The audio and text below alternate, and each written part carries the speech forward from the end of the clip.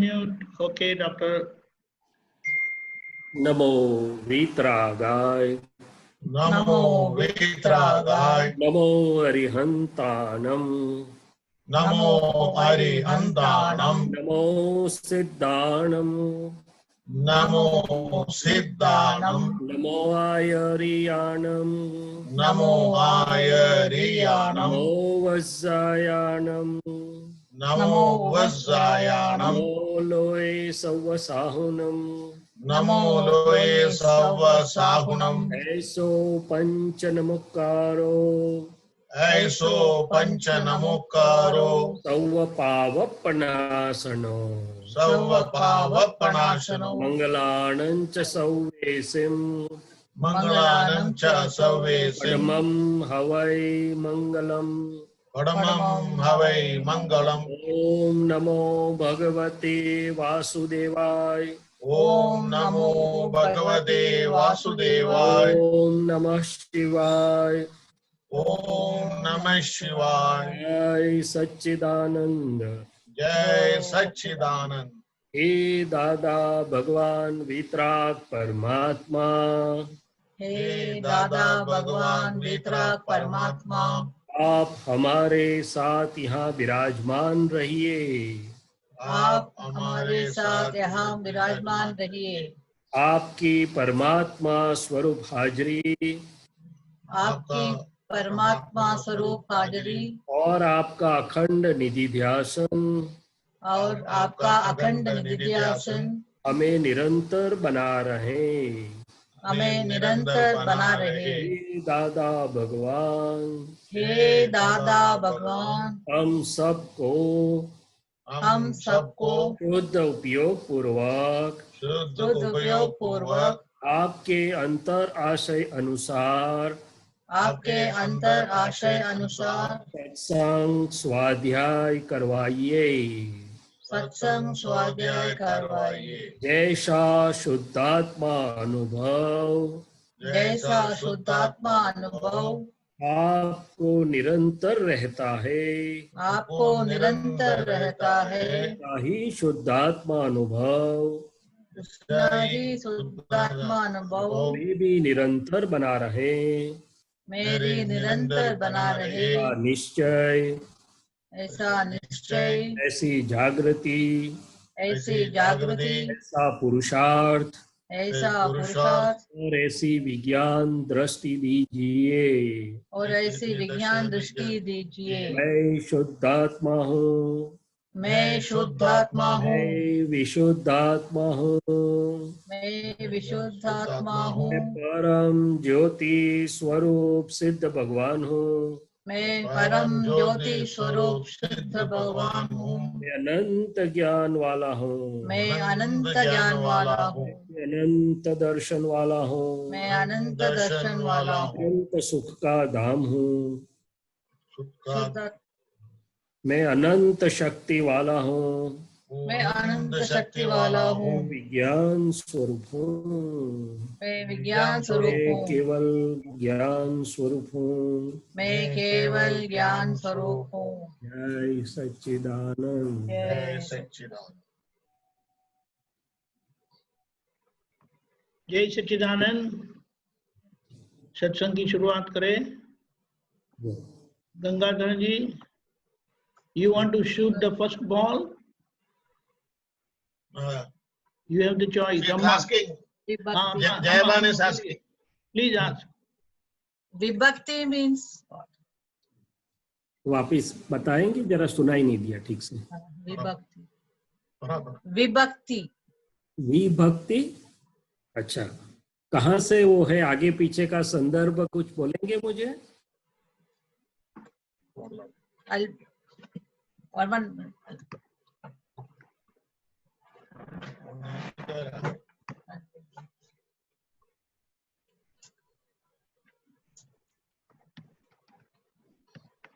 आगे पीछे का कोई संदर्भ है तो ठीक रहेगा, और वहां तक हम और कुछ भी ले सकते हैं, फिर वापस उसके ऊपर आ सकते हैं।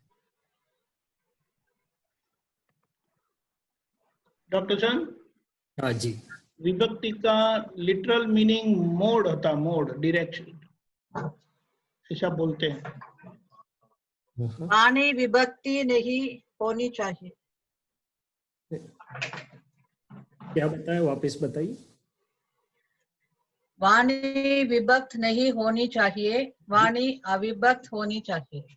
हाँ, विभक्त, वाणी विभक्त नहीं होनी चाहिए। स्पीच के बारे में बता रहे हैं। तो विभक्त का मतलब यहाँ होता है कि विरोधाभास यानी टूटी फूटी, और अविभक्त का मतलब है अविरोधाभास या तो कंटिन्यूटी में जो फ्लो हम बोलते हैं, एक ही दिशा जो दीपक आनंद जी बोलते हैं। मैंने विभक्त का मतलब है कि मैं अभी कुछ बोलता हूँ, अभी कुछ बोलता हूँ। कई लोगों का आप देखिए, और हमारी खुद की भी कोई बात, कि एक वाक्य दूसरे वाक्य को काटता है, यानी उसी का छेद उसमें ही उड़ जाता है, क्योंकि हम सिद्धांतिक नहीं होते। तो वाणी विभक्त नहीं होनी चाहिए, उसका मतलब है कि विरोधाभास वाली या एक वाक्य दूसरे वाक्य को छेदता हुआ असैद्धांतिक नहीं होना चाहिए मेरे ख्याल से। और अविभक्त, मैंने वो दादाजी कई बार बोलते थे कि हम कई सालों से सत्संग कर रहे हैं, मगर हमारी वाणी या कोई भी वाक्य कहीं भी ले लो, कब का भी ले लो, वो एक दूसरे को छेदने वाला या असैद्धांतिक कभी नहीं होगा, कहीं पर से भी सिद्धांतिक ही होगा। मैंने विभक्त, अविभक्त होगा या अविरोधाभास होगा, ऐसा अर्थ उसके ऊपर से समझ में आता है। इसीलिए संदर्भ बहुत महत्व का होता है। कई बार एक नहीं पर 2-4 वाक्य भी लेने पड़ते हैं, क्योंकि कौन से निमित्त के साथ कैसे निमित्तिक बातचीत चल रही है, उसके ऊपर से उसका आधार रहता है। शब्द तो एक वाहन है, वाहक करता, इंडिकेटर जैसा है। शब्द के पीछे क्या समझ है वो संदर्भ से पता चलता है, ऐसा गंगाधरन जी हमारी समझ में आता है। सच्चिदानंद। उसका अविभक्त का मतलब अभाज्य भी बताया। हाँ हाँ, अभाज्य मैंने एक दूसरे से छेदन भेदन नहीं करने वाला, टूटा फूटा नहीं। करेक्ट। उसका प्रैक्टिकल व्यवहारिक अर्थ इस तरह से ले सकते। बिल्कुल बिल्कुल। Right, okay, thank you Gangadharan. जय मां। आरव सूर्या। जय सच्चिदानंद। धीमे धीमे बोलना। हाँ, जय सच्चिदानंद। स्वामी जी, मेरा प्रश्न है कि हम भी दादा भगवान जैसे कैसे बने, हम भी पावर एक्सीलेंट कैसे बने? ओ, दादा भगवान जैसा कैसे बने? तो बहुत पूरा ब्रह्मांड का प्रश्न पूछ लिया उसने एक वाक्य में। और जी की हाजिरी में सभी महात्मा, कई महात्मा, सभी आप्त पुत्रों को यही भावना होती थी कि हम दादा भगवान जैसे हुए। क्या हुए पूछो आप, कि हमें आपके जैसा होना है, ऐसे ही सबको भावना होती रहती थी। तो अभी का हम बात या अर्थ 2 प्रकार से करें। एक है आरव, मैंने, हम व्यवहार जगत से हैं, मैं शैलेश हूँ, ये दीपक आनंद जी, आप आरव है, सब महात्मा है। तो बाहर से हम कैसे दादा भगवान जैसे बने। और दूसरा है अंदर जो भगवान बैठे हैं आरव के अंदर जी, भले ही अभी आप वहां पर नहीं बैठे उसके साथ, मगर वो शुद्ध है, वो जो दादा भगवान जैसे में है, जगत के जीव मात्र में और कई लोगों में दिया प्रगटाया है ज्ञानी पुरुष ने। तो दादा भगवान जैसा होना, उस अपेक्षा 2 पहलू से हमें समझना है। पहला पहलू जो अंदर के भगवान है, मैं शुद्धात्मा हूँ, निश्चय निर्णय से जिनको दृष्टि मिलती है। समाज से दूज का चंद्रमा जब थोड़ा सा ख्याल आया, तो फिर वो अपना पुरुषार्थ करते करते दादा भगवान जैसा बनते। वो सभी महात्मा लोग जो है ना आपके दृष्टि में भी उनको लागू होता है। तो उसके लिए स्वामी जी, जिनको ज्ञानी पुरुष से दृष्टि मिली है, दिया जला हुआ है, उनके लिए अंदर वाले दादा भगवान की भजना और अंदर के दादा भगवान, वो दादा भगवान में जो प्रकट हुए थे ऐसा कैसे हो जाए, इसके लिए क्या करना है उनको।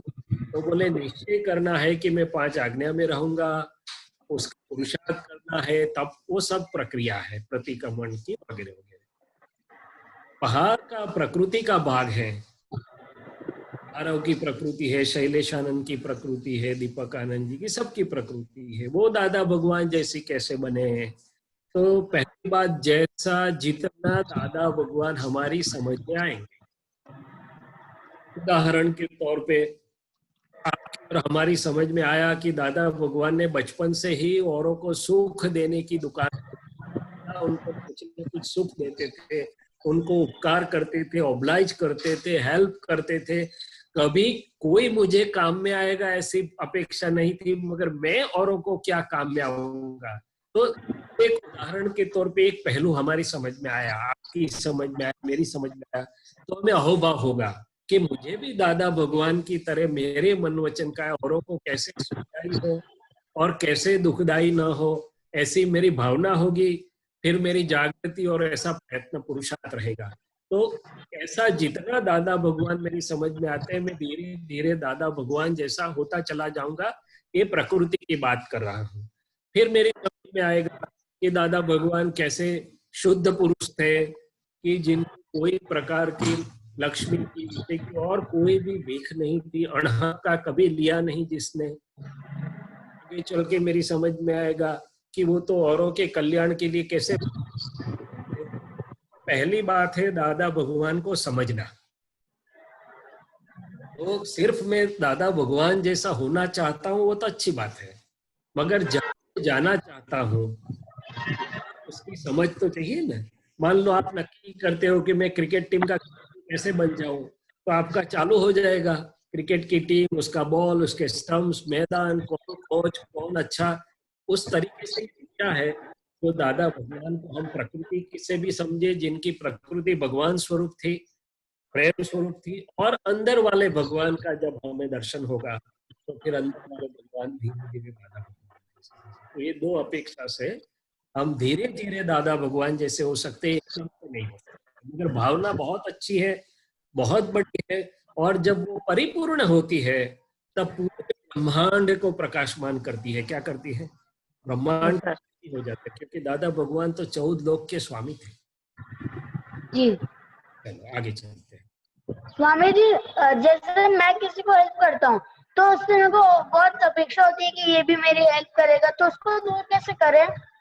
ओ, बहुत अच्छा प्रश्न। ये सभी मनुष्यों को ये अपेक्षा रहती है कि मैं उसको हेल्प करूं तो वो मुझे कुछ हेल्प करे, और जब नहीं करता है या तो हमें लगता है, हम नाराज हो जाते हैं, मुंह घुमा लेते हैं, और कई बार वैरी भी हो जाते हैं। मगर यहाँ अज्ञान के कारण, ना के कारण ऐसा होता है, क्योंकि अंदर जो मशीनरी चलती है ना मनुष्य की, शरीर और मन बुद्धि एक पूरा वैज्ञानिक यंत्र जैसा चल रहा है, जिस भाग एक दूसरे के साथ काम करे। एक उजाला वाला भाग है, समझ वाला भाग है, ज्ञान जिसे बोल सकते हैं। दूसरा अंधेरा वाला भाग है, ना समझ वाला भाग है, या तो उल्टा ले जाने वाला भी भाग है। दोनों साथ में काम करते हैं, या तो अंदर ही पांडव भी है, कौरव भी है, और कृष्ण भगवान भी अंदर है। तो हमें जानना पड़ता है कि हमें किसका पक्ष लेना है। तो यहाँ आगे की समझ ऐसा है आ रहा हो कि मैं, मान लो मैंने आपको हेल्प की, तो एक भाग बोलेगा मैंने आरव की हेल्प की, मगर ज्ञान समझ बोलेगी कि मैंने आरव की हेल्प नहीं की, मैंने खुद की हेल्प की है। क्यों? क्योंकि जब से मैं नक्की करता हूँ किसी को हेल्प करूंगा, इसको चॉकलेट दूंगा, पंखी को दाना दूंगा, या कोई दर्दी को मैं कुछ मदद करूंगा, करने से पहले मुझे अंदर आनंद होता है, मेरी शक्ति होती है, मेरा मुंह अच्छा होता है, मेरी एनर्जी सर्कल्स पॉजिटिव होते हैं। तो वो हेल्प करते हैं, वो तो दुनिया की भाषा है, मगर कुदरत की भाषा में पहले खुद को हेल्प होती है। जब ये मेरी समझ में आ जाएगा कि मैं औरों के लिए नहीं, खुद के लिए सबको सुख दे रहा हूँ, बिफोर हेल्पिंग अदर्स मुझे हेल्प हो रही है, तो फिर वो हेल्प करे या ना करे मुझे कोई फर्क नहीं पड़ेगा। पड़ेगा नहीं। मेरे हित के लिए, मेरे खुद के फायदे के लिए मैं कर रहा हूँ।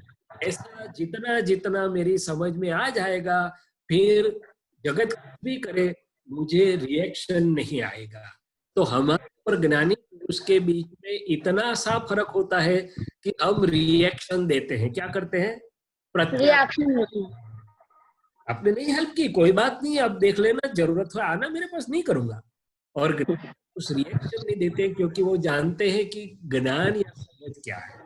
इसलिए जगत कुछ भी करे, या पत्थर डाले या फूल चढ़ाए, उनका रिएक्शन नहीं, मगर समझ से सबके लिए प्रेम, मदद का भाव, सबको सुख देने का भाव होता है। अभी समझ में आ गई बात? जी। हाँ, तो जहां भी कुछ अंदर गड़बड़ होती है वहां भगवान को याद करके बोलने का कि इसके लिए मुझे सच्ची समझ दीजिए। ज्ञान का जी। उजाला भी बोल सकते हैं, और जैसे ही अंदर समझ खड़ी होगी सब समझ समाप्त। जी स्वामी जी, मेरा एक और प्रश्न है। जैसे कि मेरे साथ ऐसा होता है कि कभी कभी मैं थोड़ी देर के लिए ऐसा हो जाता है कि जागृति रहती है और बाकी ज्यादा देर तक जागृति नहीं रह पाती, तो उसको ज्यादा देर तक कैसे रखूं? हाँ, बिल्कुल सही बात है। आप साइकिल सीखते हैं, कुछ सीखते हैं, तो कितनी बार गिर पड़ते हो? बहुत बार। बहुत बार? अच्छा, आप पर एक बार गिरे, 2 बार गिरे, तो उसमें से सबक लेते हैं ना हम कि अभी जी गिरना है, अभी गिरना नहीं है। नहीं। उसी प्रकार से जहां अंदर में हमें दुख होता है, कुछ गड़बड़ी होती है, जैसे आपने बताया अजागृति हो जाती है, तो वापस नक्की करने का और भगवान से प्रार्थना, हे प्रभु मुझे वापस ये गलती न करने की शक्ति दीजिए, इसकी वापस ऐसा न करूं, नक्की करता हूं, मुझे शक्ति दीजिए। तो धीरे धीरे करते करते आपकी जागृति हमारी सबकी ऐसे ही होती है, बढ़ते जाएगी और गलतियां कम होती जाएगी। डरना मत, मगर नहीं करना। दादा भगवान ने ऐसा बताया, हम गिर गए उसका कसूर नहीं है, मगर गिर यानी चूक गए, भूल गए, मगर गिरने के बाद, भूल जाने के बाद माफी मांग के नक्की करें कि ऐसा वापस गलती ना हो, और शक्ति दीजिए, तो ऐसा करते करते बढ़ती जाएगी। दूसरा रास्ता जो जागृत है, दादा भगवान हमारे दिल में जो जागृति के, अविरत जागृति के प्रतीक है, ये सब महात्मा लोग हैं। देखो ये दीपकानंद जी पूरा दिन कितना जागृति से ये सब हमारे लिए कर रहे हैं। तो जो जो हमारे दिल में है उनको हम बैठे बैठे मन से वंदन करें कि एक आप। बार फिर से बताइए, वो कॉल आ गया था एक। आवाज अरे भाई स्वामी जी देखो फिर से बताइए ना, वो मेरी कॉल आ गया था। मेरी विनंती सुनो, वो वापस जाके रिकॉर्डिंग पढ़ लेना, इतने सारे लोग बैठे हैं। तो मैं ऐसा बोल रहा था कि जो जो जागृति के प्रति, जिनके प्रति हमें अहोभाव है, कोई शिक्षक बहुत अच्छा पढ़ाता है तो हमें कितना अच्छा लगता है कि नहीं ये तो शिक्षक बहुत अच्छा है। जिसको अच्छा बोल के हम दिल से वंदन करते हैं, उनकी शक्ति हमें प्राप्त होती है। तो ये सब दादा भगवान के साथ ये सब आप्तपुत्र महात्मा लोग जो भी जागृति के रास्ते पर चल रहे हैं, आप अपने घर में बैठे बैठे उन सब के शुद्धात्मा को वंदन करके शक्ति मांग, दादा भगवान और ये सब आप्तपुत्र सभी महात्माओं, आपकी समझ और आपकी जागृति ये आरव को प्राप्त हो, ऐसी उसकी प्रार्थना है। आप सब आशीर्वाद दीजिए, जागृति बन। जी चलो और कुछ लेते हैं। जय सच्चिदानंद।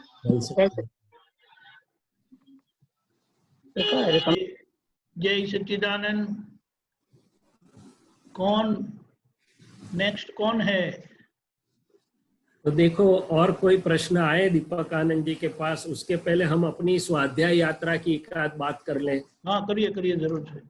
कि वितराग भगवंत और ज्ञानी भगवंत, दादा भगवान ने हमें एक बार एक वाक्य बोला, ज्ञान मिले 1.5-2 साल की बात, कि हम अपनी फाइलों का संभाव से निपटारा करके आए और बहुत सारा हो गया, हम वितराग हो गए, और आप जब वितराग हो जाओगे तो आपको कैसा अनुभव। तो हमें इतना एक बाजू आनंद हुआ और दूसरी बाजू हुआ कि दादाजी इतनी सरलता से जो बात करते, हमारा तो रास्ता बहुत लंबा है, आप वितराग हो जाओगे। उन्होंने क्या बोला? तो आज जब पीछे मुड़ के देखे तो मैं शुद्धात्मा हूँ, चैतन्य घन स्वरूप हूँ, और अनामी अरूपी जो तो परपोटा न उदय कर्म है, शैलेश का जो भी कुछ बाहर और अंदर आ रहा है, अनफोल्ड हो रहा है संजोग, तो हम देखें कि ये सब संजोग की अवस्थाओं में मन को पसंद आता है, नहीं आता है, राजी होता है, वो नाराजी होता है, ये होता है, वो होता है, एलिवेट होता है, डिप्रेस होता है, जो भी होता है। और हम मन बुद्धि चित्त अहंकार तो कहीं ना कहीं स्टक होंगे, पसंद और नापसंद से, राजी और नाराजी से, योग्य और अयोग्य द्वंद्व जिसे बोलते हैं।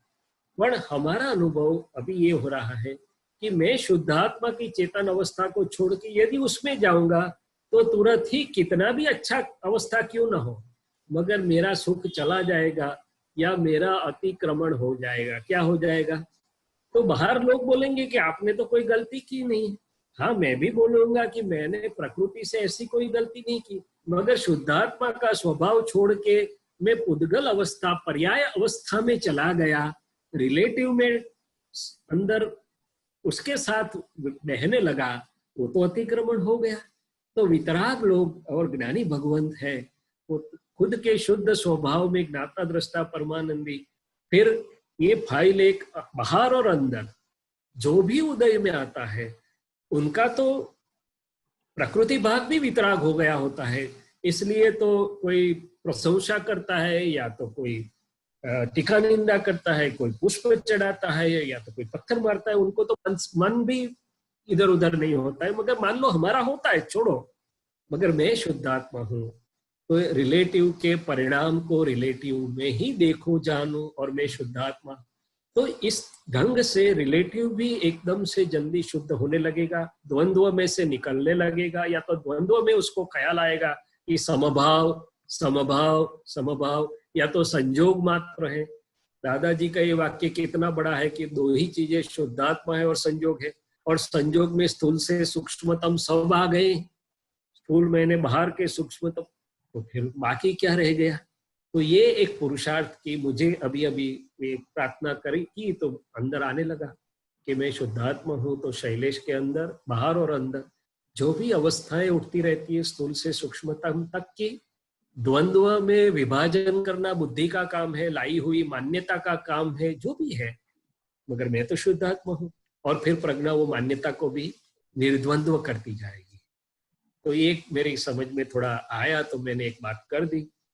कृपा से हर एक वक्त कोई एकाध स्टेप ऐसा होना चाहिए कि हमारी यात्रा में हमें आगे ले जाए। तो कविराज ने लिखा, अनामी अरूपी जो तो परपोटा ना उदय कर्मो अग्नियावस्थे बंधाए लो प्रज्ञा स्थिति हो कल्पो। चलिए, वहां तक कोई क्वेश्चन आया है तो वो लेते हैं। नहीं, अभी नहीं आया। नहीं आया तो कोई बात नहीं। तो ये पुरुषार्थ और स्वाध्याय की हमारी जो यात्रा है, उसमें हम जब शुद्धात्मा होके प्रार्थना करके बैठे, तब ऐसे कई अलग अलग कोने में दर्शन और ज्ञान और जागृति का प्रकाश, दादा भगवान का प्रकाश बढ़ेगा तो धीरे धीरे चलेगा। दूसरी बात, हम फाइल एक को ही देखते हैं, जब मैं ही देखता हूँ तब हमारा मन, हमारा अंतस्करण कई जगह पे हमें अलग अलग परिणाम दिखाता है। गंगाधरन तो बहुत सरल आदमी है, अरे ये तो जरा संभालने जैसे है, अरे ये तो कैसे चलेगा, नहीं नहीं ये तो बहुत अच्छा है। तो ये कैसे, किसके हम मान लेते हैं मेरे परिणाम है, क्या बोलते हैं, ये प्रकृति के परिणाम को, अंतस्करण के परिणाम को हम मान लेते हैं। मुझे गंगाधरन अच्छे लगते हैं, मुझे भारती बहन अच्छे नहीं लगते हैं, या तो मुझे हुआ मेरे परिणाम मान लेते हैं। वहां तुरंत ही मुझे ख्याल आए कि मैं तो शुद्धात्मा हूँ, निर्विकल्प वीतराग ज्ञान मात्र हूँ। शैलेश, तुझे क्यों ये पसंद या नापसंद? क्योंकि ये बार उन्होंने देखो ना कैसा बर्ताव किया था, और पर्दे के पीछे रह के कैसी कैसी चेष्टा करते हैं। हम पर्दे के पीछे देखने की कोशिश करते हैं, क्या करते हैं कि मुंह पे तो अच्छा बोलते हैं मगर पीछे अंदर, अरे भाई तू तेरा पर्दा तो जो भी होगा, तो सब की अपनी पौद्गल की निर्जरा हो रही है। मैं शुद्धात्मा हूँ, उसको निर्जरा देख के, शुद्धात्मा देख के शैलेश तो आगे। तो ये कितने सारे परिणाम जो अंतस्करण के आते हैं, उसमें मैं फंसू नहीं। कब नहीं फंसूंगा? जब मैं जागृति से जानूंगा कि मेरा नहीं, ये शैलेश का। और कौन सा शैलेश? जो अज्ञान अवस्था में बंधा था, जो आज निकल रहा है, वो उजाले में शुद्ध होके निकलना चाहिए। तो मुझे खुद को महसूस हो रहा है कि जहां तक ये मेरी जागृति में नहीं आता है, तो फिर ये प्रकृति का तो व्यवहार समभाव में नहीं अभी आया, वो अभाव या विभव या पसंद या नापसंद जो सब, मगर मैं भी उसके साथ चला जाता हूं। तो मेरी आज्ञा धर्म कहाँ रहा? रिलेटिव रियल कहाँ रहा, समभाव, और संभाव से निकाल तो बाहर नहीं, अंदर दृष्टि में संभाव कहाँ। तो ये मुझे ख्याल में आया कि एक भी पर परिणाम, प्रकृति के परिणाम को मैं पहचानूं, और खास करके उसको पहचानूं जहां मेरी शुद्धात्मा की मुक्ति, मेरा परमानंद, मेरा ज्ञान स्वभाव थोड़ी क्षणों के लिए रुक जाता है, या तो आवरित होता है या आच्छादित होता है। और ऐसी अवस्थाएं आती रहती है। क्या होती है? आती रहती है, कई बार आती है। जो मेरी प्रकृति को अच्छा लगता है, सच्चा लगता है, उससे कुछ उसके अनुसार देखता है तो वो बाजू खींचता है, नहीं अनुसार देखता है तो ये बाजू खींचता है। तो वो भी एक जागृति में रखने योग्य चीज है मेरे ख्याल से, कि प्रकृति के परिणाम कौन सी बाजू विषम ये और ये बाजू जाते हैं, और उसमें मैं कहाँ भूल जाता हूँ, या तो उसको ज्ञाता दृष्टा के कब नहीं देख पाता हूँ, या तो कैसे। तो फिर प्रज्ञा शक्ति तुरंत सॉल्यूशन कर देगी। मुझे दूसरी बात ये लक्ष्य में आ रही है, क्योंकि मन तो सबको, अरे उसने सबके सामने ऐसा किया, आप क्यों? अरे भाई किया, मगर किया तो तेरे परमाणु के हिसाब से आया, और तू क्यों अच्छा बुरा? ज्ञानी की डिक्शनरी में से तो ये शब्द ही निकल गया, अनुकूल और प्रतिकूल, अच्छा या बुरा शब्द ही निकल गया है। और तू शुद्धात्मा है, तुझे किया कि शैलेश को किया? और वो तो व्यवस्थित के अधीन पुद्गल निकला कि शुद्धात्मा ने किया। तो फिर सॉल्यूशन होगा नहीं। तो हम अभी भी महात्मा होने के बावजूद भी, इतना सारा सत्संग और इतनी सारी जागृति के बाद भी, ये मेरी प्रकृति कहीं ना कहीं दूसरों के व्यवहार को अंदर से, बाहर तो नहीं बोलता हूँ, अभी महात्मा हो गया, अभी बोल तो नहीं सकता हूँ कि आप ऐसा क्यों करते हो। तो जागृति बोलती है कि भाई उसको बोलोगे तो तुम्हारी गलती निकलेगी, मगर अंदर में मेरी प्रकृति में अभी भी ये सब कार्ड्स है, very good, not good, very bad, not bad. तो वो कार्ड्स को देख के मैं शुद्धात्मा होके उसको सबसे मुक्त हो जाऊंगा, तब जाके धीरे धीरे निर्ग्रंथ होने के प्रति मेरा आगे 1 2 3 डग आगे चलेंगे मेरे। बहुत इंपॉर्टेंट है। और तब इसी को बोला है, तब के 2 प्रकार बताए कि एक तो प्रकृति को जो बिल्कुल माफिक नहीं है। प्रकृति के 3 भाग होते मेरे हिसाब से। एक, ऐसा तो होना ही चाहिए, तो कोई भी संजोग में ये नहीं चलेगा, सिद्धांत जिसे अपने आप वो सिद्धांत बोलता है। दूसरा, होगा तो अच्छा है, नहीं होगा तो चल जाएगा। तीसरा, चलेगा भाई, कोई importance, don't look at it, ignore. तो पहला जो भाग है, और दूसरा जो है जहां वो स्टक हो जाता है, तो भगवान ने इसीलिए बोला जहां सत्य का भी आग्रह छूट जाता है वहां वीतराग की संपूर्ण पहचान होती है। हाँ, दूसरों को दुख देने के लिए नहीं, मेरी प्रकृति को समझ के उसमें से निकलने के लिए। मुझे ये खुद की प्रकृति को समझना है कि ये प्रकृति कहाँ कहाँ रुकी हुई है, और वहां तक जाना है कि किसी का कुछ भी डिस्चार्ज निकल रहा है इसके निमित्त से, तो भी उसको प्रेम रहे। और दूसरा, दादाजी ने ये भी किया कि हमारे निमित्त से उसको ऐसा भाव या ऐसा डिस्चार्ज निकल रहा है, तो मुझे प्रतिक्रमण करना है कि मेरे निमित्त क्यों इसको ऐसा निकला। तो मेरी जिम्मेदारी से उसको प्रतिक्रमण करके उसको भी ठीक करना है। चलो, अभी आया कोई प्रश्न? यस, बोलिए प्लीज। जय सच्चिदानंद। भारती बहन लंदन से पूछ रहे हैं। बोलिए बोलिए। જય સત્યનારાયણ ગુજરાતીમાં પૂછી સર, સોરી। जरूर से पूछिए, गुजराती में पूछिए। મારે આ કીર્તન ભક્તિ થાય છે ને, આપણે હમણાં બાદ અમારા ટાઈમ 12 to 1, ત્યારે મને ખબર નથી પડતી, જ્યારે ગવડાવનારે પછી અમે દીપકભાઈ સાથે ગયે તો કેવી રીતે જાગૃતિ રખાય, એટલે પછી વર્ડ્સ તો વાંચીએ જ, પણ યુ નો કન્ફ્યુઝન થાય છે, કેવી જાગૃતિ થી कीर्तन भक्ति करवानी। समझ गया।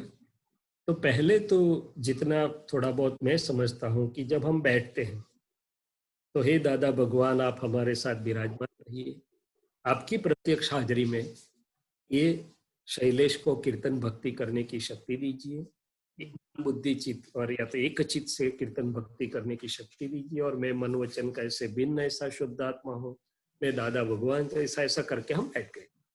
फिर मैं शुद्धात्मा हूं और ये नामधारी एक चित्त से कर रहा है कीर्तन भक्ति, आनंद हो रहा है, दादा भगवान दिखाई दे रहे हैं, कई बार दादा भगवान का सिम जी करो, शब्द का निधि दिया, शब्द जी का निधि दिया, अलग अलग तरीके से चल रहा है वो।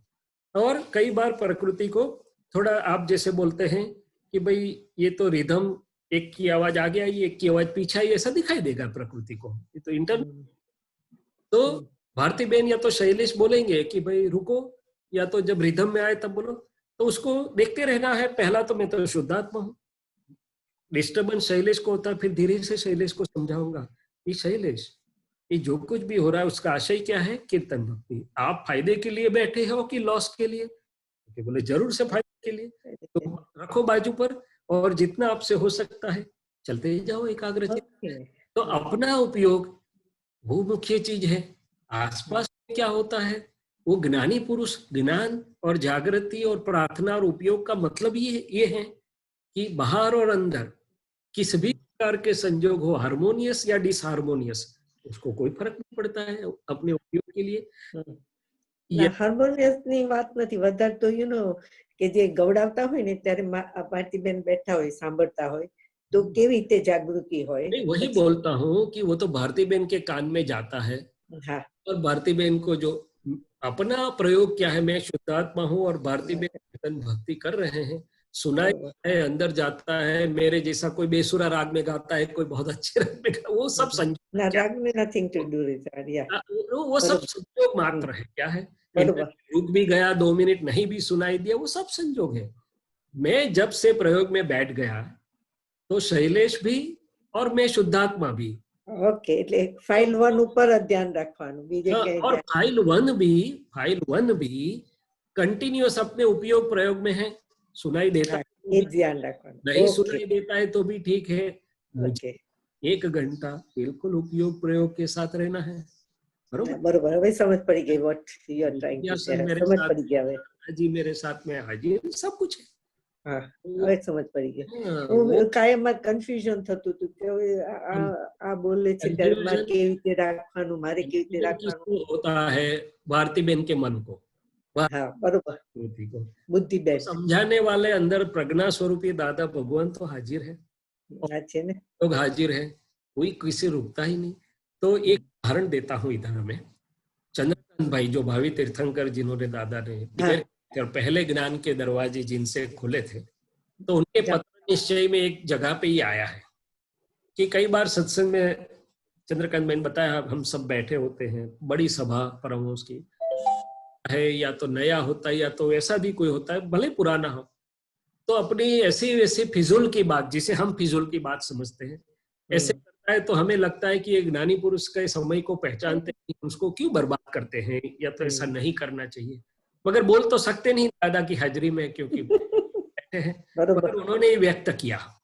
तो फिर बोला कि दादा भगवान से हमें जवाब मिला कि आप वो देख रहे हो फिजूल की बात और काम की बात नहीं, वो तो संयोग एक व्यवस्थित शक्ति लेके आई, हमारा चारित्र और उपयोग देखो कि हम कैसे उसके साथ मिल करके भी मोक्ष में ले जा रहे हैं, वो भी आप देखते हैं। तो ये उपयोग यहाँ पर है हमारा, क्या है प्रयोग। तो मुझे भी ये सबको होता है कहीं ना कहीं, मगर उपयोग प्रयोग किसे बोलते हैं? और हमने दादा भगवान को कई बार देखा, रात के 10:30 बजे एक भाई नौकरी करके आते थे बेचारे ट्रेन उस समय, और आके विधि तो करते थे दादा की, फिर लंबा सा पद चालू कर देते थे, सोनू मड़िया हीरा जड़ी दादा, हम ऊपर नीचे ऊपर नीचे ऊपर नीचे किए। 10:30 बजे दादा शांति थी बैठे, दादा देखना है उपयोग प्रयोग क्या है। समझ पड़ी गई, थैंक यू। कोई भी चीज हमें अपना विज्ञान मजबूत करवाने के लिए आ रही है, क्या आ रही है? बरोबर बरोबर, बिल्कुल। जय सच्चिदानंद, जय सच्चिदानंद, जय सच्चिदानंद। एक मैसेज में प्रश्न आया है शैलेशानंद जी, शिव जी की आरती के संबंध में है, मैं 1 मिनट ऊपर लेता हूँ। ये जो ये लाइन है ना, विषय विरेचक काम भस्म कर, विषय विरेचक काम भस्म कर, सब संकट हर सतमौलेश्वर, ये आप समझाने की कृपा करें। जरूर से। तो शिव जी की आरती, अब हमें तो दादा भगवान की कृपा से समझ प्राप्त हुई कि शिव मैंने जिनका खुद का आत्म कल्याण हो चुका है, जो जिनके अंदर शुद्धात्मा परमात्मा स्वरूप से प्रकट है, आत्मा, जिनका अहंकार डिस्चार्ज, अहंकार भी निशेष हो गया है, और जिनको सबके कल्याण की ही भावना है, एक ही भावना से जो जीते हैं, ऐसे कल्याण स्वरूप वो शिव स्वरूप कहलाते हैं। अभी शिव का जो तीसरा लोचन खुला और भस्म हो गया की बात है, काम भस्म हो गया बोले, तो ये बात है कि तीसरा लोचन मैंने ज्ञान दृष्टि, शुद्धात्मा दृष्टि, ये जो दो दृष्टि ही चर्म चक्षु के बाहर जो मैं शुद्धात्मा हूँ, दिव्य चक्षु मिले तो मैं शुद्धात्मा हूँ, और शिव जी तो सिद्ध हो चुके, मैंने कल्याण हो चुका है, तो मैंने ये शुद्धात्मा, मैं अनंत सुख का धाम हूँ, विषयों से संपूर्ण मुक्त ऐसा मैं शुद्धात्मा हूँ, मैं चैतन्य घन स्वरूप हूँ। तो ये उपयोग करते करते ये नामधारी फाइल एक के अंदर अनंत अवतार के जो विषय, जिसमें मिश्र चेतन का विषय पहला है और बाकी के जो विषय की व्याख्या की गई है, जिसमें चित्त फंसता है, जो चित्त को डिगाता है, वो सब विषय है। और फिर दादा भगवान ने बताया कि जो क्लेम नहीं करता है आपके ऊपर, जलेबी खाना है तो भले खाइए, वो क्लेम नहीं करेगी कि दूसरी बार मुझे क्यों नहीं खाया, उसका हमें कोई बहुत हर्ज अभी नहीं है, मगर जो क्लेम करेगा मिश्र चेतन, उसके में से आप खास ध्यान रख के मुक्त हो जाइए। और यदि जो उसमें से मुक्त हो गए तो 9वां गुण स्थानक क्रॉस करेंगे और मोक्ष और केवल ज्ञान और मोक्ष के बिल्कुल नजदीक आ गए। तो ये विषय विरेचक काम भस्म कर, शिव जी को जो दृष्टि है, शुद्ध दृष्टि है, शुद्धात्मा दृष्टि है, जो ज्ञान दृष्टि है, शिव जी ने तो खुद का तो संपूर्ण शुद्धिकरण कर ही लिया है। विषय तो 9वें गुण स्थानक, 9वें विषय तो चला जाता है, उस 9वां गुण स्थानक क्रॉस करता है, उससे भी आगे 3 है, तो शिव जी तो उससे भी आगे चले गए हैं।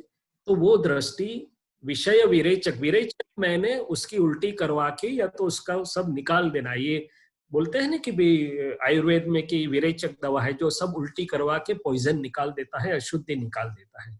तो ये दृष्टि, ये ज्ञान, ये जागृति, ये सब अशुद्धियां जो है विषय की, जो फंसे हुए हैं हम, जो गलत मान्यताओं से, गलत परमाणुओं जो लेके आए हैं, वो सब धीरे धीरे निकाल देंगे, हमारी मान्यता भी शुद्ध कर देंगे कि मैं शुद्धात्मा हूँ, उसी में मेरा अनंत सुख है। बाकी जहां भी पुद्गल में जितना भी जैसे भी मैंने माना वो सुख नहीं, मगर मेरा सुख उसमें कम होता है, मैं फंसता हूँ, चित्त को भार होता है। काम भस्म कर, जो पर वस्तुओं में सुख की मान्यताओं से मैं जुड़ा था, वो सब काम उसको भस्म कर देते हैं, मैंने खत्म कर, उसकी वो अशुद्धियां और गलत मान्यता और अज्ञान मान्यता खत्म कर देता है। सब संकट हर, सब संकट को हरने वाला, मैंने दूर करने वाली ये दृष्टि है, उनकी हाजिरी है। हाजिरी तो सवाल ही नहीं उठता, हाजिरी से तो सब काम हो जाता है। आप तो पुत्रों की हम बात करें तो जो दादा भगवान को मिले तो 18, 19, 20 साल की उम्र थी सबकी, किसी की 17 साल की भी होगी, कॉलेजियंस थे सब। और आप सोच सकते हैं कि कैसा माल भरा होगा और कैसी कैसी हमारी वृत्तियां या प्रवृत्तियां होगी सबकी। मगर शिव जी को मिले, शिव जी का अंगूठा टच हुआ, शिव जी का आशीर्वाद प्राप्त हुआ, और शिव जी ने बताया कि आपका निश्चय चाहिए, बाकी का सब काम मेरे वचन बल से और कृपा से हो जाएगा। और हमने देखा कि जैसे ही उनकी विधि हुई, सब परिवर्तन, तो सब संकट हर। और संकट बाहर से आते हैं ज्यादा कि अंदर से आते हैं? अब सब महात्मा लोग क्या बताते हैं, बाहर से आते हैं कि अंदर से आते हैं? बाहर तो सेकेंडरी है, पहले अंदर होते हैं, अंदर आते हैं, अंदर नहीं आते तो बाहर वाले छू नहीं सकते। तो ये जो सब संकट है, जो मेरा भरा हुआ माल की गलतियों का संकट है, अज्ञान आवरण जो अभी कटने बाकी है, और बाहर वो सब संकट को हटाता है। और सतम मौलेश्वर, सत मैंने अविनाशी, अविनाशी जो पूरी मौलिक और मूल चीज का जिसने बाहर निकाली, मौलेश्वर इसके ईश्वर। तो ऐसे ये कविराज के तो एक एक शब्द ऐसे कृपा से निकले हैं कि एक एक शब्द में से शास्त्र बनेगा, एक एक वाक्य में से शास्त्र बनेगा। विषय विरेचक काम भस्म कर, सब संकट हर, सतम मौलेश्वर। अभी लोग संकट को अपनी अपनी भाषा से समझेंगे कि बाहर आया, मुश्किल आई, जिंदगी में 1-2 बार संकट आ गए, वो तो छोटी बात है। मैं शुद्धात्मा मेरे केवल ज्ञान को, मेरे परमानंद को रोकने वाले अंदर जो छोटे मोटे मेरे संकट हैं वो सब हट जाए तो बाहर तो किसी की कोई, और जब वो सिद्ध हो जाते हैं ज्ञानी पुरुष या तीर्थंकर, बाहर कुछ भी होता है उनको छूता भी नहीं। रिलेटिव में, रियल में तो बिल्कुल नहीं, रिलेटिव में भी नहीं छूता, ऐसा ऐश्वर्य प्रकट हो जाता। ठीक है दीपक आनंद जी? Right, okay. ऐसी दृष्टि हमें प्राप्त है, उस दृष्टि का हमें पूरा उपयोग करना है, पूरा नक्की करके पुरुषार्थ करना है। और मेरी समझ में तो ये आया है और आ रहा है, अभी पूरा नहीं हुआ, कि जब से ये विषय, ये फाइल 1 के अंदर जो अब्रह्मचर्य विषय जिसे हम व्यवहार भाषा में कहते हैं, उसका में से मुक्त होने का हम नक्की करते हैं, तब से ही विज्ञान के अनेक पहलुओं खुलने लगते, या तो अनेक पहलू, पूरा विज्ञान अनेक पहलुओं से इस्तेमाल करने के बाद ही उसमें से हम मुक्त हो सकते हैं। तो पूरा विज्ञान खोलने वाला है, पूरा पूरा। और इसीलिए दादा भगवान ने बताया था, एक बार सत्संग में बोले थे बाबू काका के यहाँ, कि जो विषय के सामने हुए हैं उनको जीतने के लिए जिन्होंने निश्चय किया है, उनको हमारा भी नमस्कार है। दादा भगवान ने ऐसा बताया था, ऐसा हाथ जोड़ के बताया। तो ये शिव जी, शिव दृष्टि। जय सच्चिदानंद। नीलम बहन,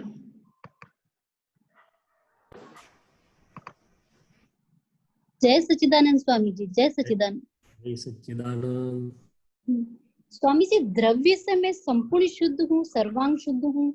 द्रव्य मीन्स क्या, कैसे? द्रव्य मीन्स सादी भाषा में बोले तो वस्तु का खुद का मटेरियल, मैटर यानी पदार्थ। कोई भी चीज होती है उसका मैटर या तो अस्तित्व का द्रव्य तो होता है ना। सोनो मान लो, रिलेटिव में लो, सोना लो, या तो और कोई चीज लो। बाकी तो जैसे साइंस में तो लिक्विड द्रव्य मतलब लिक्विड से लेते हैं। द्रव्य का मतलब लिक्विड नहीं है, साइंस की बात आप नहीं। द्रव्य कोई भी एलिमेंट, तत्व होता है, उसको अपना, द्रव्य मीन्स एग्जिस्टेंशियल मैटर होता है, उसका गुणधर्म, गुण और धर्म होता है, और उसका स्वभाव में एक्टिविटी होती है। 3 चीज से ही एलिमेंट बनता है। उसका एग्जिस्टेंशियल मैटर क्या है, इसके गुणधर्म, इननेट प्रॉपर्टीज, नेचर और प्रॉपर्टीज क्या है, और उसकी एक्टिविटीज क्या है। ये 3 चीज, द्रव्य मैंने खुद का, वस्तु का, अपना पदार्थ, मटेरियल एग्जिस्टेंस। तो शुद्धात्मा जो है उसका द्रव्य अरूपी है, अमूर्त है, मगर वो द्रव्य है, चेतन द्रव्य है, पूरा चेतन द्रव्य है जो खुद अनुभव कर सकता है। और सिद्ध क्षेत्र में भी अपना द्रव्य प्रमाण से वो रहता है वहां पर। और ज्ञानी दूसरे के शुद्धात्मा द्रव्य को भी देख सकते हैं, खुद के स्वपर प्रकाशक है। वो क्या है? द्रव्य मैंने वस्तु का, खुद का मटेरियल, अस्तित्व, पदार्थ, अस्तित्व स्वरूप वस्तु का मटेरियल।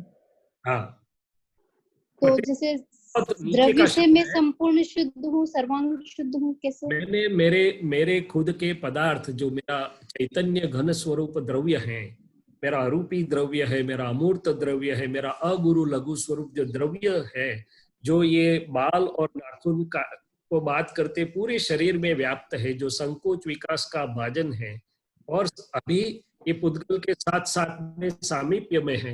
जब सिद्ध क्षेत्र में जाऊंगा तो अकेला शुद्ध द्रव्य वहां पर रहेगा। वो जो मूल द्रव्य हरेक जीव मात्र का और मेरा, अभी मुझे मालूम चला, प्रकट होने लगा, शुद्धात्मा द्रव्य। तो वो शुद्धात्मा द्रव्य मैंने शुद्धात्मा के वस्तु के, खुद के वस्तु पदार्थ से मैं संपूर्ण शुद्ध हूँ, सर्वांग शुद्ध हूँ। और पर द्रव्य मतलब मैं सर्व पर द्रव्यों से सर्वथा उदासीन हूँ। बिल्कुल। तो उसमें पर द्रव्य मीन्स दूसरों का। तो अभी मैं शुद्धात्मा हूँ और मेरा द्रव्य, स्वद्रव्य जो शुद्धात्मा द्रव्य है, जो अमूर्त, अरूपी, ज्ञान स्वरूप, दर्शन स्वरूप, अव्याभात स्वरूप है। तो पर द्रव्य कौन से है? तो पहला पर द्रव्य ये पुद्गल का द्रव्य, जो जिससे मन वाणी काया बने हैं, जो अभी चार्ज से डिस्चार्ज हो रहे, पूर्ण गलन। तो पुद्गल द्रव्य, पुद्गल का भी अपना द्रव्य है, उसके भी अपना धर्म है, उसकी भी अपनी क्रियाएं और स्वभाव है, उससे मैं बिल्कुल भिन्न हूँ। और जब फाइल नंबर 1 से भिन्न, फाइल नंबर 1 और फाइल नंबर 1 में रहा हुआ पुद्गल द्रव्य क्या है? पुद्गल द्रव्य। और आगे चले तो बाकी के 4 तत्व का जो द्रव्य है, धर्मास्ति का गति, एलिमेंट ऑफ मोशन, फिर अधर्मास्ति का एलिमेंट ऑफ स्टेबिलिटी या तो जो वस्तु को स्थिर रहने के लिए हेल्प करता है, अवकाश है और काल है। तो उन सभी के अपने अपने जो एलिमेंटल जो हाजरी है सबकी, वो सबसे सर्वथा उदासीन ही हो, ऐसा बोलते हैं। मैं शुद्धात्मा अभी मालूम चला, मगर अनंत काल से यात्रा में, जब से व्यवहार निगोद से निकल के व्यवहार की यात्रा में कई काल से ये बह रहा है, तो लगता है जैसे सब साथ में थे, मगर सचमुच में द्रव्य स्वरूप से मैं ये सब पर द्रव्यों से उदासीन हूँ, ऐसा बताते, मगर पता अभी चला, इसलिए अभी मैं उसका अनुभव करते करते मुक्त होने लगा। उसकी एक स्थूल उदाहरण देखनी है तो ये डायमंड या तो गोल्ड जब माइन में से, खान में से निकलता है, तब सब साथ में होता है, कोई लेगा नहीं, मगर उसमें भी सोना अपने गुणधर्म के साथ, अपने द्रव्य के साथ होता है, और बाकी की अशुद्ध मैटर और जिसे बोलते हैं वो अपने गुणधर्मों के साथ होती है। तभी तो जाके दोनों को हम भिन्न कर सकते हैं। इस प्रकार से है, सर्व परद्रव्यों से मैं सर्वथा उदासीन हूँ। मैंने ये प्रकृति में रहा हुआ पुद्गल द्रव्य या तो सभी जगह पे जो है रिलेटिव पुद्गल द्रव्य और बाकी के 4 तत्वों के जो द्रव्य है, इन सभी द्रव्यों से, सभी तत्वों के सभी द्रव्यों से मैं उदासीन हूँ, मुक्त हूँ, भिन्न हूँ और असंग हूँ, निर्लेपी हूँ। ये विज्ञान के वाक्य हैं, और ऐसी इसकी आराधना करते करते मैंने ये दादा को प्रार्थना करके अंदर जब हम लेंगे और देखते जाएंगे तो विज्ञान होता जाएगा। और ये विज्ञान हम अभी जहाँ छोटी छोटी चीजों में फंसते हैं उसमें से हमें मुक्त करवाएगा। जो आगे मैं बात कर रहा था, अभी आपकी बात लगाएं कि परद्रव्यों से मैं उदासीन ही हूँ, तो तुरंत चलेगा कि राजी और नाराज होना कौन से द्रव्य का स्वभाव है, तो बोले परद्रव्य का या पुद्गल द्रव्य का स्वभाव है। किसी को अच्छा बुरा बोलना क्या मेरा शुद्धात्मा द्रव्य का स्वभाव है, तो नहीं, बोले परद्रव्य का स्वभाव है। तो ये सब परद्रव्य के इसलिए बताया कि प्रकृति का एक भी गुण मुझ में नहीं है, मेरे शुद्धात्मा का एक भी गुण प्रकृति में नहीं है। दोनों भिन्न ही थे, भिन्न ही है और भिन्न ही रहेंगे।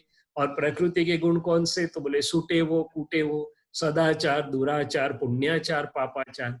वो बात गलत है, तो बोले नहीं, वो व्यवहार सत्य है, वो प्रकृति के गुणों से है, व्यवहार से है, उससे भिन्न निश्चय वाला ऐसा मैं शुद्धात्मा हूँ, फंसूंगा नहीं। और मेरे खुद में नहीं फंसूंगा तो दूसरे में भी नहीं फंसूंगा।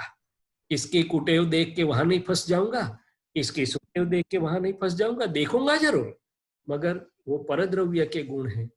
इसीलिए दादाजी ने बताया कि वात, पित्त और कफ के अधीन है। अभी बहुत अच्छी प्रकृति दिखती है, कल उसको वात पित्त का इम्बैलेंस हो जाएगा तो क्या पागलपन करेगा, मालूम नहीं चलेगा।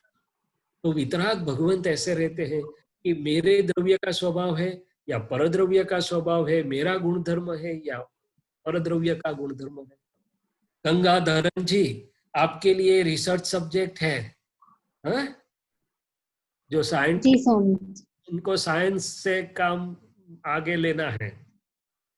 जी स्वामी, बराबर। जय सच्चिदानंद, समाधान जय हुआ? सच्चिदानंद जी सर, जी स्वामी जी। जय सच्चिदानंद। आगे बढ़ते हैं। तृप्ता बहन, जय सच्चिदानंद। हाँ, नीलम बहन, तृप्ता बहन। जय सच्चिदानंद स्वामी जी। मेरा प्रश्न ये है कि रोज जब कीर्तन भक्ति के बाद गाते हैं ना वो राजीपो, सर्वदेव लोकनो राजीपो ज्ञानी पर, तेथी ज महात्माओ फरी शके नीडर। ये तो थोड़ा मेरे को समझ आता है कि सब ज्ञानी पे राजी है और सब महात्मा नीडर फिरते हैं, पर जो आगे है, कोई पन महात्मा ने उपसर्ग आवे त्यारे, कोई पन महात्मा ने परिशह आवे त्यारे, ये उपसर्ग और परिशह क्या है? आपने खुद के जीवन में या तो आसपास में अपने नियर एंड डियर वंस या जो भी कनेक्टेड है उनके में छोटी मोटी मुश्किलें आती हुई तो देखी होगी ना। हाँ हाँ। तो इतनी बड़ी मुश्किलें आती है कि लगता है कि अब कैसे निकलेंगे उसमें से, या तो दबाव आ जाता है, ऐसा भी। तो वो उपसर्ग और परिशह, उपसर्ग मैंने बाहर से जो बड़ी बड़ी मुश्किलें आती हैं, अभी देखो कितना हिला दिया है जगत को। हाँ जी। और परिश जो है मेरे ख्याल से अंदर से अपनी मान्यता और अपने अंदर से जो भी अपनी अंदर जो स्थिति हो जाती है, नहीं मैंने बोला कि कई बार तो लगता है अभी हार्ट बंद हो जाएगा क्या, इतना हाँ है जो परिश वो दबाव संजोग के कारण से नहीं, मेरी मान्यता के कारण लगा। क्या लगा कि मान्यता। मेरा एक अकेलौता बेटा है, कितना मुश्किल से कितनी प्रार्थना की, कितना देव देवियों को मनाया, तब आया और अभी इतनी बीमारी हो गई, वो रहेगा कि जाएगा, क्या हो जाएगा। तो अच्छा। ये नहीं, उस तो ऐसी ऐसी कई परिस्थितियां, उपसर्ग और परिशा, मैंने बाहर और अंदर से आती दिखाई देने वाली मुश्किलियां, उस जो है, अभी हमारी ऐसी शक्ति खुली नहीं हुई, वितराग दर्शन नहीं हुआ कि मैं तो अविनाशी शुद्धात्मा हूँ और अंदर और बाहर संयोग मात्र है। ये भी जब ये दृष्टि खुली हो जाएगी, उपसर्ग लगेगा ही नहीं, परिशा लगेगा क्या है। वो तो सब दादाजी ने बताया, सब संयोग हमें मुक्त करवाने के लिए, मोक्ष में ले जाने के लिए आ रहे हैं, तो वो तो शिव लगेगा, क्या लगेगा। मगर अब अभी जो स्थिति है हमारी महात्माओं की, उसमें हम सर्ग और परिशा जैसा लग रहा है, उस समय दादाजी सबके ऊपर ऐसी कृपा भेजते हैं कि उसको बाहर भी हल्का हो जाए और अंदर भी हल्का हो जाए। और सूली का घास सोए सरे, ऐसा गुजराती में कहावत है, जो पहाड़ जैसा बड़ा लिखता था वो एक आप क्या बोलते हैं, घास के तरण जैसा हल्का होके निकल जाता है। अच्छा। महात्माओं के ऐसे अनुभव है, कई महात्माओं के अनुभव है।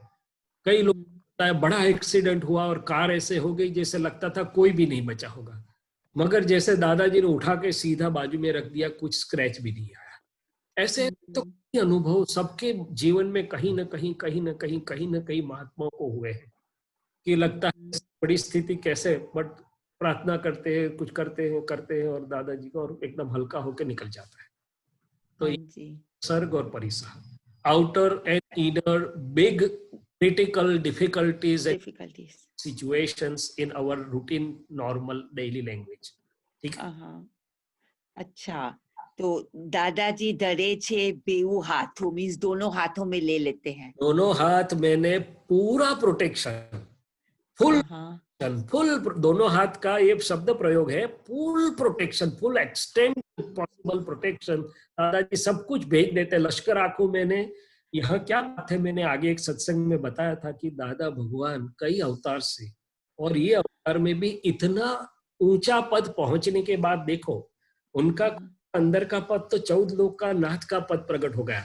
सिमंदर के अलावा उनको कहीं और नमन करने की जरूरत नहीं है। सिमंदर अपने विनय विवेक से, फिर भी एम पटेल जो ज्ञानी पुरुष की हैसियत से सबके रहे, सबके देव देवियों के विनय में रहे, सभी वितराग और निष्पक्षपाती शासन देव देवियों के, और अकेले देव देवियों के नहीं, संत पुरुषों के विनय में रहे। जैसे मैंने बताया था, हम कहीं जगह पे दादाजी के साथ में गए जहां मुस्लिम की औलिया की कब्र पर भी दादाजी ने नमन किया, हमने भी नमन किया, सर पे लीला कपड़ा पहन के नमन किया। क्यों? तो दादाजी बोले हम सबके विनय में रहे हैं, इसीलिए सब सत्कल्याणी शक्तियां, जो भी कुछ भी अपनी हैसियत में पॉजिटिव एनर्जी है, वो भले संत औलिया हो, फकीर हो, या देव देवी की अपनी अपनी कक्षा है, जो 12 देवताओं की अपनी अपनी जो भी कक्षा है, वो अपनी फुल पॉजिटिविटी से हमारे नाम से हेल्प करते हैं। क्या करते हैं? कहीं पर भी वो दादा भगवान के नाम से, तो दादाजी वो पूरा लश्कर भेजते हैं। मैंने देव देवियों को विनंती करते हैं कि ये महात्मा को मदद करो। अच्छा, इसीलिए मोक्षदान अकेला नहीं दिया है, महात्माओं को अभय दान भी दिया है मैंने, दिया है, में भी फुल प्रोटेक्शन दिया है। कोई वितराग व्यवहार में हाथ नहीं डालता है, क्योंकि उसमें उस वितरागता वो थोड़ी हानि पहुंचती है। मगर दादाजी ने बोला कोई हरकत नहीं, 4 डिग्री बाकी, हम खटपटिया वितराग है, इसीलिए हमने व्यवहार में भी महात्मा को फुल प्रोटेक्शन दिया, मोक्ष में ले जाने के लिए। क्या करने के लिए? मोक्ष में। तो लश्कर, मैंने ये देव देवियों का लश्कर और पूरी जो पॉजिटिव सत्कल्याणी शक्तियां हैं वो दादाजी भेजते हैं, मैंने उनके नाम से वो सब मदद करती है। क्या करते हैं? और एक मजे की बात बनी थी, ये लश्कर की बात निकली, तो एक भाई एक बार लॉटरी की टिकट लेके आए सत्संग में, और दादा वो होते हैं ना, दादाजी को बताया जी लॉटरी की विधि कर दो, उसके जो पैसे सत्संग में भी काम में लगेंगे, आधे पैसे काम में लग जाएंगे सत्संग में। तो दादा हंसते हंसते बताया कि लॉटरी के देव कौन है वो मैं जानता नहीं, इसलिए मैं उनको चिट्ठी नहीं पहुंचा सकता हूँ। कहने का मतलब है कि हम जब सचमुच में मुश्किल में आए तो हमें रिलेटिव मांगने की ही जरूरत नहीं है, हमें तो ये मांगना चाहिए कि हे दादा भगवान, कोई भी उपसर्ग या परिसह जैसी स्थिति आए फाइल एक को, तो आप ऐसा दिल में रह के दृष्टि देना कि मैं शुद्धात्मा हूं, मैं अविनाशी हूं, मुझे शुद्ध उपयोग में ही रहने की शक्ति देना। जैसे आप वो संयोग से गुजरते हैं ऐसे ही मैं गुजरूं, ऐसे मुझे शक्ति देना। तो उपसर्ग परिसर लगेगा ही नहीं, शुद्ध उपयोग में रहने की शक्ति मांगने जैसी है। कई बार मुझे ऐसी थोड़ी अंदर में आता है कि सब महात्मा, हम सब लोग गाड़ी में बैठते हैं, ट्रैवल करते हैं, तो प्रार्थना करते हैं कि दादाजी सब प्रकार से हमारा रक्षण करो। वो गलत नहीं, करो प्रार्थना। फिर मुझे ऐसा लगता है कि किसका रक्षण करने के लिए हम दादाजी को बोल रहे हैं? शैलेश का, और उन्होंने तो मुझे शुद्धात्मा बनाया है। तो मुझे प्रार्थना करती है कि दादाजी मेरी शुद्धात्मा उपयोग का रक्षण करो कि शैलेश का रक्षण करो। शैलेश का जाएगा। इसलिए अपने शुद्धात्मा के ज्ञान दर्शन का, अपनी जागृति का, अपने शुद्ध उपयोग का रक्षण मांगना, वो ज्ञानी से सही मंगनी है मेरे ख्याल से। और चंद्रकांत भाई को ये बोल दिया था कि जगत रिलेटिव मांगने के लिए जगत को छूट दी है, आप रिलेटिव मत मांगना हमारे से। क्या इसका मतलब ये, मैं ये नहीं बोल रहा हूँ तृप्ता जी कि आप मत मांगो, मैं आगे का बात समझा रहा हूँ या तो आगे कर रहा हूँ कि जहां तक मैं शुद्धात्मा में रह सकता हूँ, दादाजी से ये कहता हूँ, वहां तक संयोग तो अपने आप ही निपट जाएंगे। हाँ, वो तो बाय प्रोडक्ट है। क्या है? हाँ जी, बाय प्रोडक्ट के बाद पशु को खाने का चारा बाय प्रोडक्ट है, और हम बाय प्रोडक्ट मांगते मांगते मेन प्रोडक्ट को भूल जा रहे हैं। वो ठीक नहीं। नहीं, अभी तो बस संसार की कोई चीज नहीं चाहिए, ऐसा बस शुद्ध आत्मा में रहे, दादा का की कृपा हमारे पर ज्ञान बना रहे, कोई टाइम वेस्ट नहीं करे, बस नहीं, संसार में चाहिए, हमें क्या चाहिए? हमारी फाइलों का समभाव से निपटारा हो है, वो संसार का समभाव से निपटारे का भाव है हमारा। क्या है? और आया तो भले आया। तो यहाँ में 2-4 प्रसंग मुझे ख्याल आता है, दीपक आनंद जी की परवानगी लेके मैं बताता हूँ। दादाजी अहमदाबाद से कच्छ में एक महाराज साहब को ज्ञान देने के लिए जाने का उन्होंने बताया था कि ये तारीख को हम आए के आपको ज्ञान देंगे। अभी हुआ ये कि जाने के समय दादाजी की, मैंने एम पटेल की, अंबालाल भाई की तबीयत बहुत नाजुक हो गई। वो उनको जॉन्डिस होता था, ऑब्स्ट्रक्टिव जॉन्डिस था, तो बहुत बढ़ गया था। और सबने थोड़ा विनंती भी किया कि दादाजी हम दूसरी बार जाएं, ये करें वो करें। ज्ञानी पुरुष ने तो अपने ज्ञान में देखा होता है कि क्या है, और ये कल्याण वो तो लंबी दृष्टि से देखते हैं कि ये शुद्धात्मा का कल्याण होना है जिनको महाराज साहब को बोला है।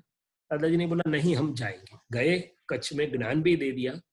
फिर तो तबीयत और नाजुक हो गई, तो हेलीकॉप्टर से उनको उठा के मुंबई ले जाने की बारी आई, और यहाँ से सलाइवा ड्रिबल होना चालू हुआ, इतना वीक और सब। तो बाजू में चंद्रकांत भाई थे, जो जिन्होंने मैंने बताया ना, जो जिनके जरिए पहले ज्ञान के दरवाजे खुले थे, उनके साथ। तो उनकी आंख में अश्रु आ गए। क्या आ गए? तो दादाजी उस एम पटेल की उस नाजुक अवस्था में, देखो उनकी ज्ञान की स्थिति का मैं वर्णन कर रहा हूँ और जागृति का वर्णन कर रहा हूँ, कितने जागृत होंगे वो अपने पड़ोसी फाइल एक की इतनी नाजुक स्थिति में। तो तुरंत ही उन्होंने चंद्रकांत भाई की ओर नजर करी और पूछा ये क्या है चंद्रकांत? तो चंद्रकांत भाई ने बोला लागणी। क्या बोला? लागनी। लागणी समझते हैं ना, फीलिंग्स। फीलिंग्स, हाँ। तो दादाजी का दूसरा वाक्य आया, ये लागणी पुद्गल है या आत्मा? चंद्रकांत भाई ने बोला पुद्गल। क्या? बस 2 वाक्य में जागृत कर दिया उनको कि ये चंद्रकांत को हो रहा है, तू शुद्धात्मा में रह।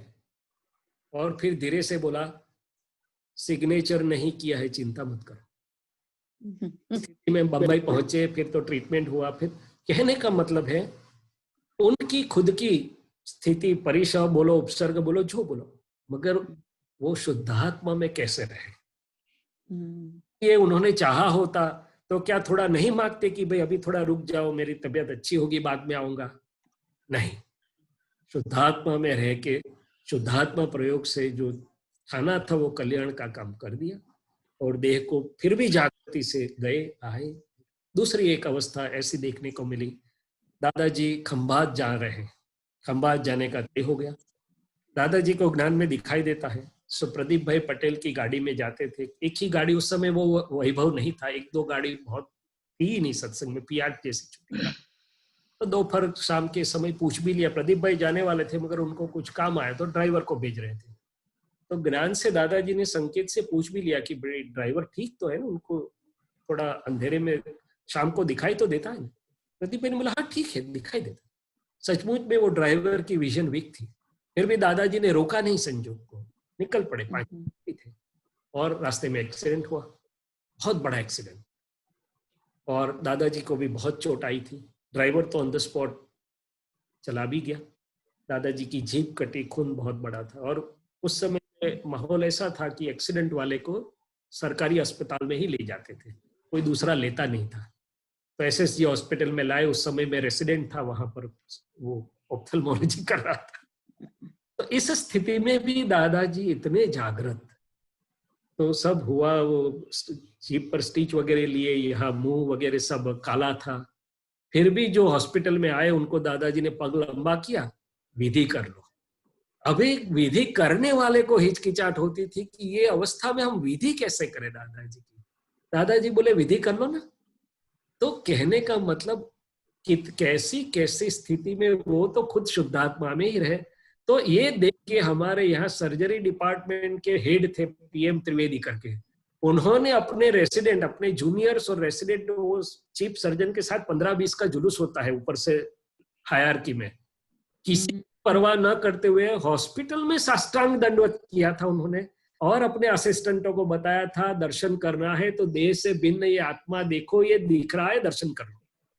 मेडिकल तुरंत समझ जाएंगे कि ऐसी स्थिति में लोगों की चित्त की हालत क्या होती।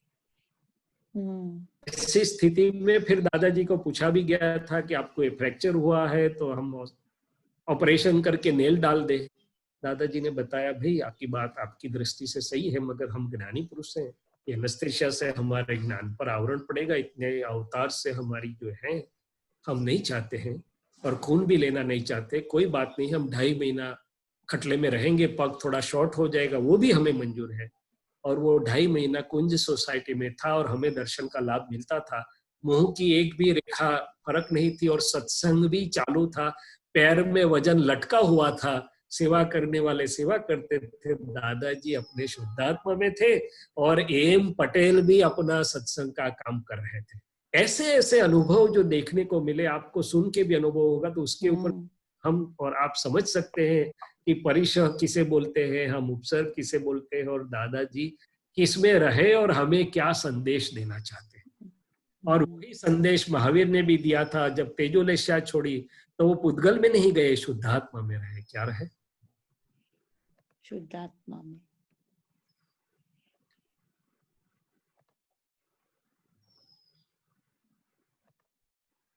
जय सच्चिदानंद।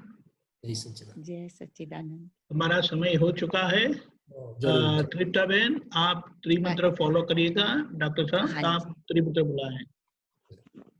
नमो वितरागाय, नमो वितरागाय, नमो अरिहंतानम, नमो अरिहंतानम, नमो सिद्धानम, नमो सिद्धानम, नमो आयरियानम, नमो आयरियानम, नमो वत्सायानम, नमो उवज्जायानम, नमो लोए सवसाहुनम, नमो लोए सव साहुनम, ऐसो पंचनमुक्कारो, ऐसो पंचनमुक्कारो, सर्व पावपनासनो, सर्व पावपनासनो, मंगलानं च सौवेसिम, मंगलानं च सव्वेसिम, परमं हवै मंगलम, पद्मं हवै मंगलम। नमो भगवते वासुदेवाय, ओम नमो भगवते वासुदेवाय। ओम नमः शिवाय।